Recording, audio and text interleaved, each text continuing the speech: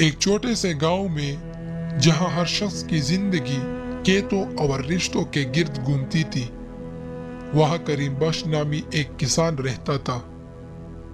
اس کی زندگی کی کہانی اس کے 3 بیٹوں کے گرد گھومتی تھی، بشیر، اکرم اور سب سے چھوٹا محمود۔ کریم بخش کے دل میں اپنے 2 بڑے بیٹوں کے لیے ایک خاص جگہ تھی۔ وہ ان کی ہر بات مانتا اور ان کی خواہشات کو سب سے پہلے پورا کرتا، مگر جب بات محمود کی آتی تو اس کا رویہ بدل جاتا۔ اس کی محبت کی جگہ سخت لہجے اور تذلیل نے لے لی تھی۔ محمود اکثر اپنے والد اور بڑے بھائیوں کی طرف سے ملنے والی بے عزتی کا سامنا کرتا تھا۔ بشیر اور اکرم ہمیشہ اسے سست اور ناکارہ کہتے تھے اور کہتے، محمود، تم کبھی ہمارے جیسا کامیاب نہیں ہو سکتے۔ بشیر اکثر طنز کرتا اور اپنے چھوٹے بھائی کو کہتا، تم گھر کے کام بھی ٹھیک سے نہیں کر سکتے۔ اگر تمہیں کام کے لیے شہر جانے کا موقع ملے تو تم ادھر کیا کرو گے؟ ایک دن بشیر نے اپنے والد سے کہا، ابا جان، میں اس گاؤں میں بند کر نہیں رہ سکتا، میں شہر جانا چاہتا ہوں۔ میں پیسے کما کر سب کی قسمت بدلنا چاہتا ہوں۔ کریم بخش نے فوراً ہاں کر دی اور اسے سفر کے لیے کچھ پیسے بھی دیے۔ بشیر نے اسی رات سفر کا آغاز کیا۔ وہ پرجوش اور امید سے بھرپور تھا۔ جب وہ ایک دن کے سفر کے بعد جنگل کے ایک ویرانے حصے سے گزر رہا تھا تو اسے ایک بزرگ بابا نظر آئے جو ایک بڑے درخت کے نیچے بیٹھے تھے۔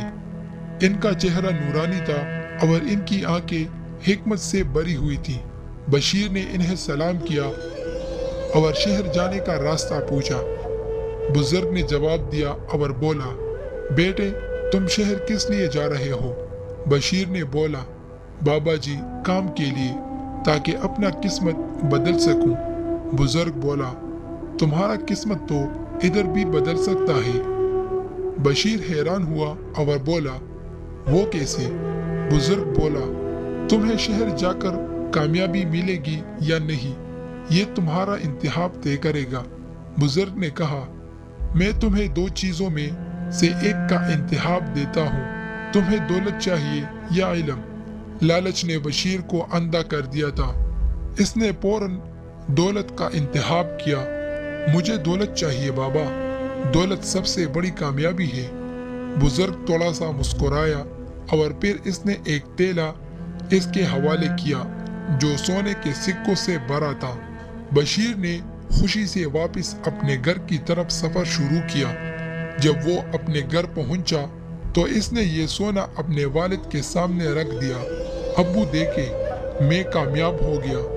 میں نے ایک دن میں اتنی دولت کما لی جتنے آپ پوری زندگی میں بھی نہیں کما سکتے۔ کریم بخش کی آنکھوں میں فخر تھا۔ دیکھا محمود، اس نے بیٹے سے کہا، تمہارا بھائی کتنا کامیاب ہوا ہے، تم گھر میں بیکار پڑے رہتے ہو اور وہ ایک دن میں اپنی قسمت بدل کے آیا ہے۔ یہ الفاظ محمود کے دل میں چھری کی طرح لگے۔ اس واقعے کے کچھ عرصے بعد اکرم نے بھی شہر جانے کا فیصلہ کیا۔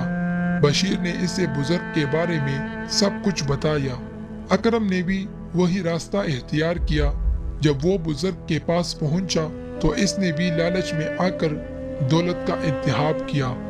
وہ بھی سونے کے سکوں سے بڑا تھیلا لے کر آیا۔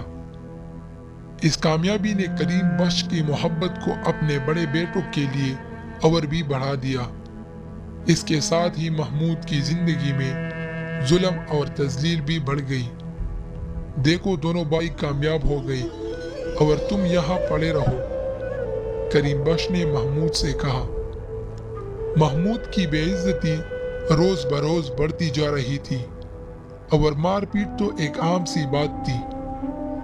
اس نے اپنے دل میں سوچا، میں کب تک اسی طرح کی زندگی گزارتا رہوں گا، مجھے بھی اپنی قسمت آزمانی چاہیے۔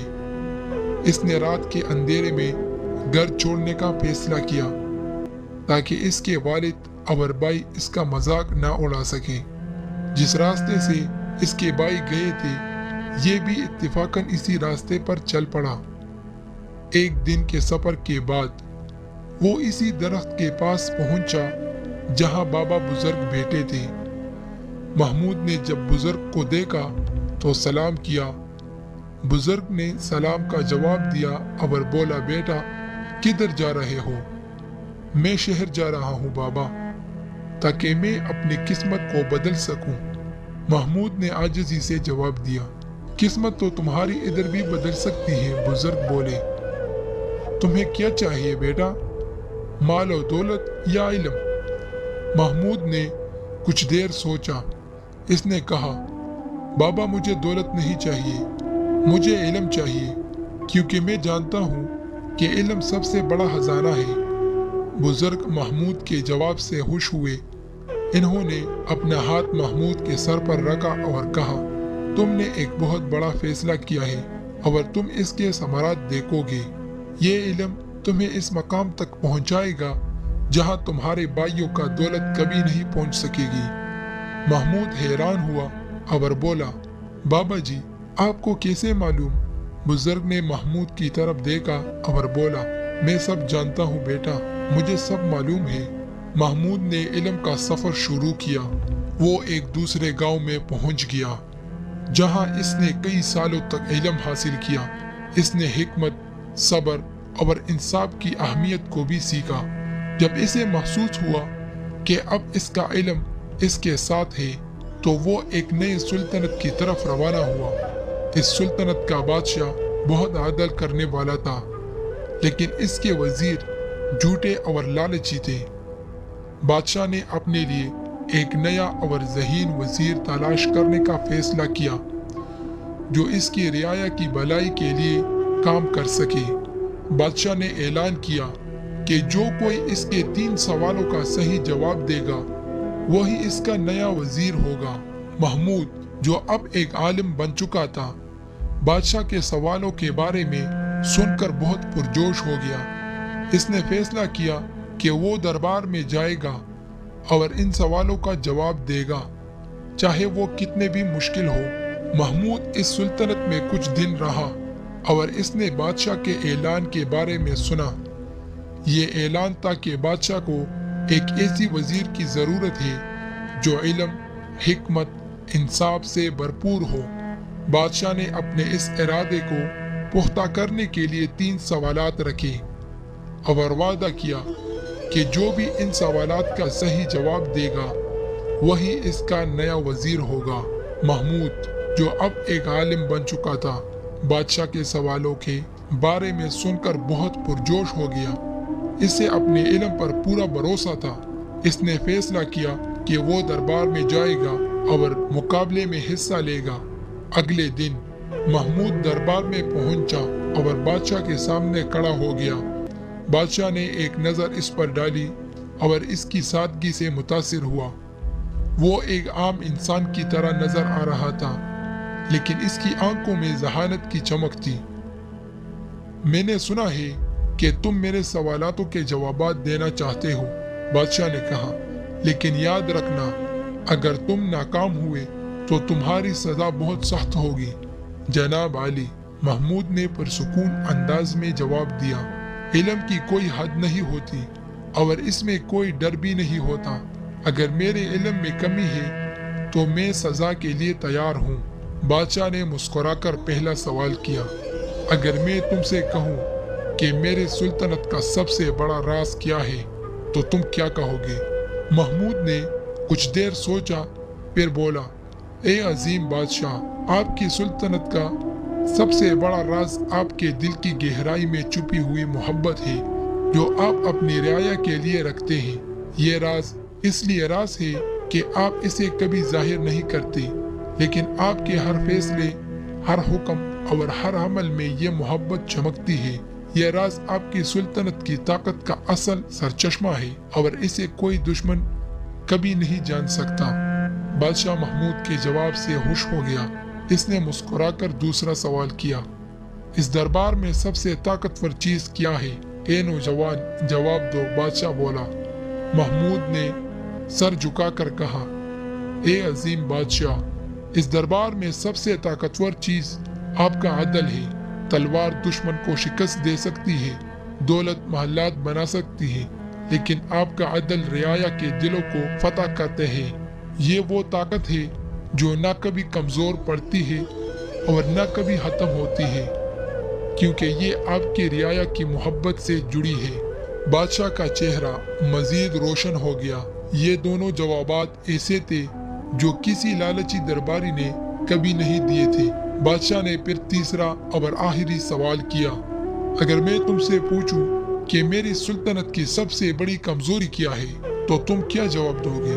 محمود نے پرسکون انداز میں جواب دیا، اے شہنشاہ، آپ کی سلطنت کی سب سے بڑی کمزوری وہ لمحہ ہوگا جب آپ کی رعایا آپ کے عدل پر شک کرے، لیکن یہ کمزوری کبھی حقیقت نہیں بن سکتی، کیونکہ آپ کا انصاف اور آپ کی رعایا سے محبت اسے کبھی نہ ہونے دے گی۔ آپ کی سلطنت کی طاقت آپ کے لوگوں کے بھروسے میں ہے، اور جب تک یہ بھروسہ قائم ہے کوئی کمزوری آپ کا بال بھی بکا نہیں کر سکتی۔ بادشاہ محمود کے جوابات سے بے حد متاثر ہوا۔ اس نے فوراً اعلان کیا کہ محمود اب اس کا نیا وزیر ہوگا۔ اس دن سے محمود نے نہ صرف اپنی قسمت بدلی بلکہ اس نے اپنی محنت اور علم کی بدولت بادشاہ کے اعتماد بھی حاصل کر لیا۔ وہ ایک غریب کسان کا بیٹا تھا، لیکن اس کے علم نے اسے بادشاہ کے سب سے خاص مشیروں میں شامل کر دیا۔ سال گزرتے گئے اور محمود نے اپنی محنت اور قابلیت سے بادشاہ کا اعتماد جیت لیا۔ وہ نہ صرف ایک قابل وزیر بن چکا تھا بلکہ بادشاہ اس پر اپنے بیٹوں سے بھی زیادہ بھروسہ کرتا تھا۔ اس نے اپنی شادی بھی اسی سلطنت میں کی اور اب اس کی زندگی خوشیوں سے بھری ہوئی تھی۔ دوسری طرف اس کے آبائی گاؤں میں بھی وقت نے اپنا سفر جاری رکھا۔ بشیر اور اکرم نے اپنے دولت کو فضول کاموں میں اڑا دیا تھا اور اب وہ پھر سے غریب ہو چکے تھے۔ ایک دن بادشاہ نے اپنی رعایا کے لیے ایک عظیم دعوت کا اہتمام کیا جس میں دور دراز کے علاقوں کے لوگ بھی شامل تھے۔ اس دعوت میں کریم بخش، بشیر اور اکرم بھی شامل تھے۔ جب یہ تینوں محل پہنچے تو وہاں کی شان و شوکت دیکھ کر حیران رہ گئے۔ محل میں داخل ہوتے ہی ان کی نظر ایک عالیشان تخت پر بیٹھے ایک شخص پر پڑی جو بادشاہ کے ساتھ بیٹھا ہوا تھا۔ یہ کوئی اور نہیں بلکہ محمود تھا۔ کریم بخش اور اس کے بیٹے حیران رہ گئے۔ انہیں یقین نہیں ہو رہا تھا کہ جس شخص کو انہوں نے سب سے زیادہ ذلیل کیا تھا وہ آج اس بلند مقام پر پہنچ چکا ہے۔ بشیر اور اکرم شرمندگی سے نظریں جھکا لیتے ہیں۔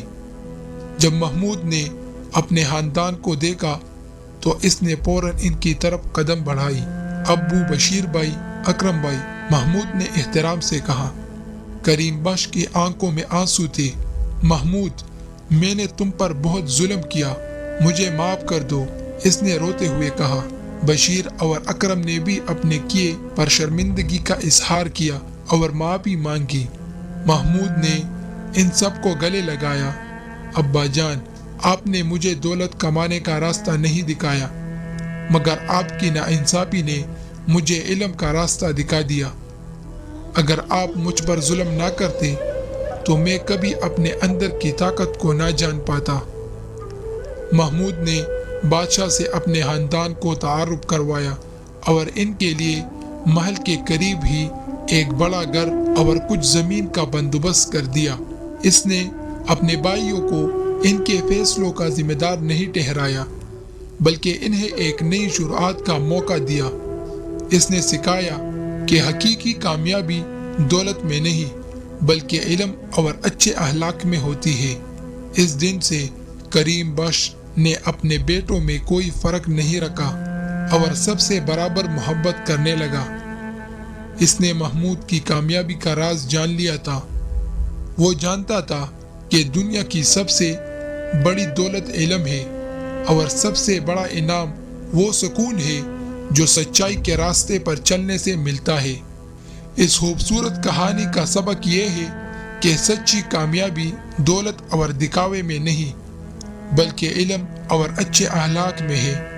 محمود نے دکھایا کہ جب ہم لالچ کی بجائے حکمت اور شرافت کا راستہ چنتے ہیں تو ہمیں وہ مقام ملتا ہے جو دولت کبھی نہیں دلا سکتی۔ اس کہانی کا دوسرا اہم سبق یہ بھی ہے کہ محبت اور معافی انسان کو بڑا بناتی ہے۔ محمود نے اپنے والد اور بھائیوں کی ناانصافی کو معاف کر دیا، جس سے نہ صرف ان کے رشتے بحال ہوئے بلکہ اس نے اپنی کامیابی کو بھی ایک مکمل معنی دیا۔